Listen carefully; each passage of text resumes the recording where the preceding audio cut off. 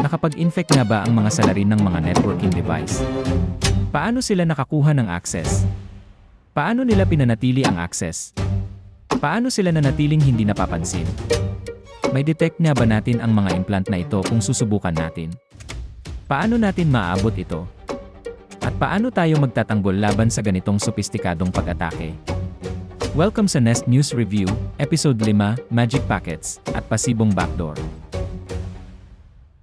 Isa sa mga pinaka-interesanteng teknik na ginagamit ng mga salarin para mapanatili ang tuloy-tuloy na access sa isang target na network ay ang paggamit ng malware na nagbibigay ng daan papasok sa network at nakikinig para sa isang partikular na kombinasyon o susi upang payagang makapasok.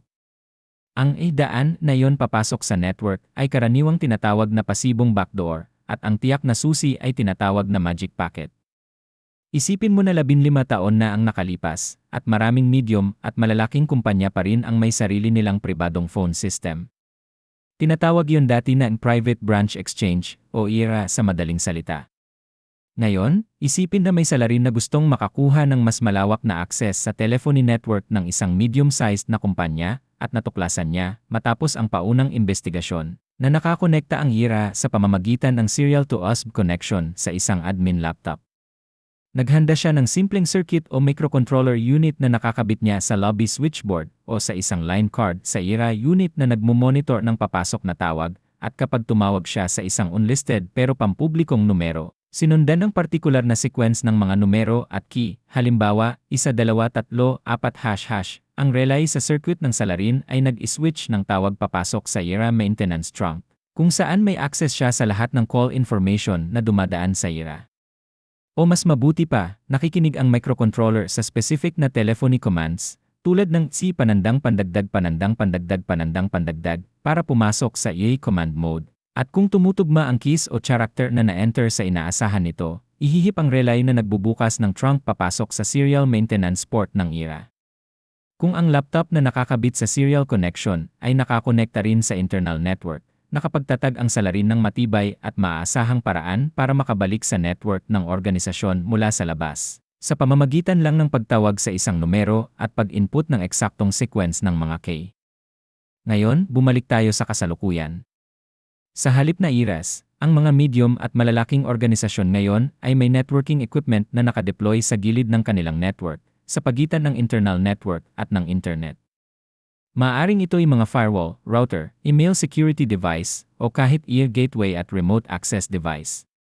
Dahil maa-access ang mga ito mula sa internet, sinuman, kahit saan sa mundo, ay maaaring subukang kumonekta, pero tanging may tamang access lang ang karaniwang nakakapasa. Isipin mo na hindi regular na napapapatch ang ilang device, at nananatiling vulnerable ng maraming linggo, buwan, o minsan taon, matapos mailabas ng vendor ang patch. O kaya naman ay may bagong natuklasang vulnerability na nagpapahintulot sa salarin na makapasok. Ano ang gagawin ng salarin? Ano ang gusto niya? Kadalasang unang layunin ng salarin ay matukoy ang paraan para mapanatili ang access pabalik sa network. Pero paano kung gamitin niya ulit ang parehong vulnerability na ginamit niya sa simula? Maaari iyon pero hanggang sa mapatch iyon. Sa halip, maaari siyang maglagay ng backdoor, isang paraan para makabalik kapag kailangan. Isipin isang backdoor na ma-access mula sa internet. Ideal yon, di ba? Pero paano niya itatago ang ganyang backdoor? Kung ito'y nasa web server at maayos ang firewall rules, tanging IE o DDL lang ang papasok. O kung email security gateway, landi lang ang papapasok. Gayon din, sa EL devices limitado sa KILEA at IE, at LAI para sa provider-managed na devices, at iba pa. Hindi madaling maabot ang mga device mula sa internet. Kaya, ano ang magagawa niya? May katumbas kaya ito ng pagtawag sa unlisted number at pag-input ng tiyak na mga karakter para makapasok sa backdoor. Mula pa noong huling bahagi ng 1900 at 1990, naobserbahan ng mga defender at incident responder ang eksaktong ganitong halimbawa sa Unix system at kalaunan sa Linux, at sa networking equipment tulad ng Cisco routers na tumatakbo sa Alias at Juniper routers na tumatakbo sa Junos, isang FreeBSD. Ang mas unang halimbawa ng ganitong malware ay gumamit ng teknik na tinatawag na port knocking, kung saan nakikinig ang implant sa sunod-sunod na port access bago payagang makapasok ang salarin. Kailangan noon na maaabot ang target device sa mga port na yon mula sa internet, o kaya naman ay may access na rin ang salarin sa upstream devices. Nang naging karaniwan na ang mas mahigpit na firewall rules, umunlad at nag-adapt ang mga paraan ng salarin. Isang backdoor, halimbawa, ay naghahanap ng specific flags sa KSIO header, ang isa naman ay sa payload ng NICI, VE, at LANI packets, habang ang isa pa ay sa sunod-sunod na sequence ng mga header. Sama-samang tinatawag ang mga packet na ito na magic packets, ang tiyak na flags o payload na dala nila ang susi para payagang makapasok ang salarin, kadalasan nang mahirap ma-detect o masagot ng defender o incident responder. Maaari kang maghanap ng karagdagang impormasyon tungkol sa mga backdoor na nadiskubre sa nakaraang 20 taon kapag nag-Google ka ng magic packets o nagtanong sa YIN para sa listahan ng mga implant na gumamit nito. Ngayon, ang mas kawili-wiling parte, ano ang magagawa mo tungkol sa ganitong uri ng implant kung ikaw ay home user? Ano ang magagawa mo kung ikaw ay defender sa loob ng isang security team?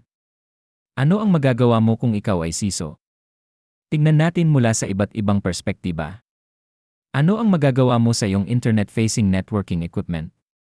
Noong 2012, nagsulat ako ng post sa Cisco Blogs na naglalahad kung paano magsagawa ng offline analysis para matiyak ang integridad ng Cisco IR router image.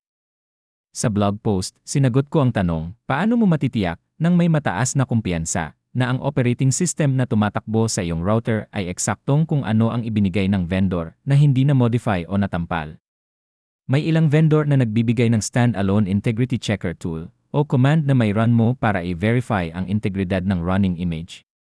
Pero kung iisipin mong hindi ito sapat dahil kung nakompromise ang router, pwedeng itago ng integrity tool ang bakas ng pagtamper. Ang paraan ay gumawa ng core dump sa router, ay export ito para sa offline analysis. Pagkatapos ay patakbuhin ang cryptographic hash function sa text segment ng core file, at tingnan kung tumutugma ito sa hash ng text segment ng core dump mula sa router na may known good image, isang environment na kontrolado mo. Bakit sa text segment? Dahil kadalasan itong nakamarkang read only, dahil naglalaman ito ng instructions na dapat kapareho ng nasa image ng vendor. Perpekto nga ba itong paraan? Hindi pwedeng kompromisuhin ang memory dumping process at itago ang artifacts, ngunit isa yon sa mas advanced na pag-attack. Isang paraan na available ngayon, ngunit wala pa noong 2012, ay ang paggamit ng tools na nakasalalay sa hardware root of trust ng platform. Ngunit balik tayo sa tanong, ano ang magagawa mo?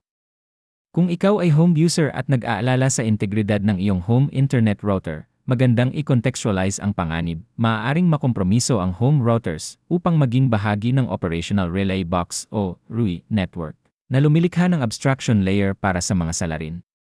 Sa senaryong ito, ang tinatawag mong hacking ay hinahati-hati sa iba't ibang grupo. Isang grupo ang naghahack ng residential routers at nagbibigay ng reliable platform para sa ibang salarin, na pagkatapos ay ibinebenta ang access sa isang pangkat na nakatutok sa partikular na intrusion o krimen. Ang resulta, pwede magbayad ang salarin para itago ang pinagmulan ng atake, at gawin itong parang galing sa residential address nang hindi na kailangang panatilihin ang network ng nahack na devices. Ano ang magagawa mo para maiwasan na maging node ang iyong home router sa ganitong li?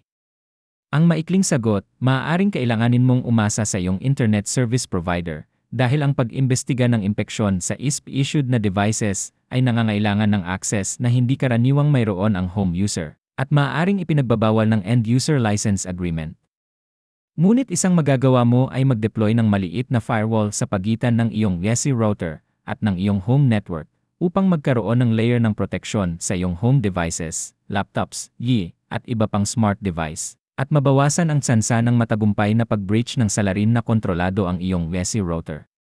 Ilan sa mga kumpanya na nagbebenta ng maliliit na firewall para sa home user ay ang Ubiquiti, Netgate, at Sophos, ngunit marami pang iba. Kung interesado kang tingnan ito ng mas detalyado, tanungin ang chat para sa kriteriya na makakatulong pumili ng device na akma sa iyong pangangailangan. Tanungin din ang YIN para sa mataas na antas na overview ng mga kailangang matutunan at mga gagawing task para mapanatili ang device dahil kung hindi mo ito alagaan, hindi mo ito mareregular na may patch. Hindi mo re-reviewin ang firewall rules o hindi mo i-review ang device logs. Sa pinakamainam na kaso ma-miss mo ang isang atake at sa pinakamasama, maaaring maging banta ito sa iyong network. Maraming video online ang makakatulong sa iyong pag-aaral. Kung ikaw naman ay incident responder at inatasang tuklasin kung nakompromis ang routers o firewall sa iyong organisasyon, maaari kang magsimula sa paggawa ng plano. Halimbawa, unang alamin ang inventaryo ng hardware assets. Tukuyin ang mga device na pinoproblema mo batay sa objective na kriteriya, at gumawa ng listahan ng kani-kanilang vendor, tulad ng Cisco, Juniper, Fortinet, Ivanti, Barracuda, Alima, at ang mga bersyon ng operating system na ginagamit nila. Pagkatapos, alamin kung may tumatakbong vulnerable na bersyon ng software. Kung meron, ano ang partikular na vulnerability na maaaring ginamit ng salarin para ma-infeksyon ang device? Subukan unawain kung paano na-compromise ang device. Suriin kung nagbibigay ang vendor ng integrity checking tool para mag-scan ng anomalies at patakbuhin ito bilang baseline measure. Kung may lumabas na resulta, magandang panimulang punto ito. Makipag-ugnayan sa vendor support para sa susunod na hakbang. Kung gusto mong mag-roll up ng sleeves at gumawa ng sariling analysis, gamitin ang blog post na isinulat ko at subukang i-adapt ang lohika para sa iyong device. Ang gold standard naman ay ang paggamit ng JTAG o Library Adapter para ma-access ang raw memory ng router o firewall at lampasan ang operating system. Maraming halimbawa online ang makakatulong magsimula. Kung ikaw ay CISO, tingnan ang iyong layered defense. Mula sa EC perspective, mayroon ka bang kinakailangang skill set sa iyong security teams para sa ganitong uri ng analysis? Kung wala, makakahanap ka ba ng individual na interesado paunlarin ang kasanayang ito? Isang matalinong investment sa training at tooling ang makakapagpataas sa iyo kumpara sa iyong mga kaindustriya. Mula sa teknikal na perspektiba, mayroon ka bang sentralisadong repository ng lahat ng router at firewall configs at naglaloging at nag-alert ka ba sa anumang pagbabago rito? Ibig sabihin, kung mag-tamper ang salarin sa networking device, mag-install ng modified image, magbago ng config, o i-disable ang integrity verification, may paraan ka bang ma-detect iyon? Bukod pa rito, mayroon ka bang layered, out-of-band network daily infrastructure para makakuha ng visibility sa network traffic papunta at galing sa iyong critical na asset at sensitibong workload? Kung wala ka pa, magandang isaalang-alang ang Gigamon o K-Site deployment. Depende sa iyong budget, maaaring kailangan mong magsimula sa span ports, mirror ports, sa mga switch.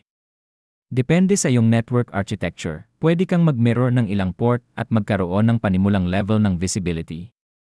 May mga caveat sa paggamit ng span ports, kailangan mong kalkulahin ng tama ang kapasidad para matiyak na sapat ang kapasidad ng destination port para sa lahat ng traffic na mi-mirror dito, upang hindi mag-drop ng mga frame, kung hindi, magkaka-incomplete visibility ka. Isa pa, dapat ang mga switch na gagamitin mo sa mirroring ay sumusuporta sa span capability hindi lang para sa troubleshooting, kundi para sa tuloy-tuloy na operasyon, oras-oras, araw-araw, buwan-buwan. Naalala kong nag-configure ako ng span sessions sa isang carrier-grade core switch noon, at pagkatapos ng ilang oras ay nag-crash ang switch at naapektuhan ang operasyon.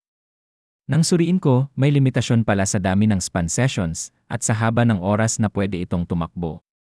At isa pa, limitado ang bilang ng span sessions na pwedeng i-configure, kaya isang mahalagang resource ito na kakailanganin din ng networking team. Kung gagamitin mo ang span sessions para sa security monitoring, kailangan mong i-reserve ang kapasidad para sa troubleshooting na kakailanganin ng networking team sa emergency. Siyempre, ang mirroring ng traffic, gamit man ang span ports o taps, ay isang hakbang lang. Ang susunod at pantay na mahalaga ay ang pag-store at pag-analyze ng traffic. Depende sa gusto mong historical retention, mag-iba-iba ang storage requirements, at agad mong maiisip na mabilis magdagdag ang gastos. Para sa analysis, tingnan ang mga vendor tulad ng Corelight, Nozomi, at Armis, o sa open source space, pwede kang magsimula sa Zeek, Arkimi, at Suricata, depende sa iyong pangangailangan. Tulad ng dati, magplano na makipagkita sa ilang vendor, unawain ang kanilang inaalok, at tukuyin kung alin ang akma sa iyong organisasyon. Pagkatapos, ang pinakamatiwasay ay magpatakbo ng proof of concept deployment, kung saan makikita mo ang uri ng insight at alerts na maaasahan mula sa produkto, pati na rin matukoy kung kaya ng iyong team gamitin ang tool, o kung may kakulangan sa resources o kakayahan na kailangang punuan sa loob, upang mas epektibong magamit ang bagong functionality na inaalok ng tool. Iyon na ang episode 5. Ako si Vafa Dario Izadinya. Sana nag-enjoy kayo sa episode na ito, gaya ng pag-enjoy ko sa paghahanda nito. Ang Nest Radio ay isang inisyatiba na gumagamit ng AI-generated voice para ibahagi ang mga kwento at diskusyon sa cybersecurity sa anyong audio na may mga tagapakinig sa iba't ibang wika. Kung may mungkahi kayo para sa mga kwento na gusto ninyong talakayin o mga tanong na gustong palalimin, i-drop lang ang mensahe sa Nest Radio Net. Kung nagustuhan niyo ang content na ito, ikwento niyo na rin sa mga kaibigan. At tandaan, maging mausisa.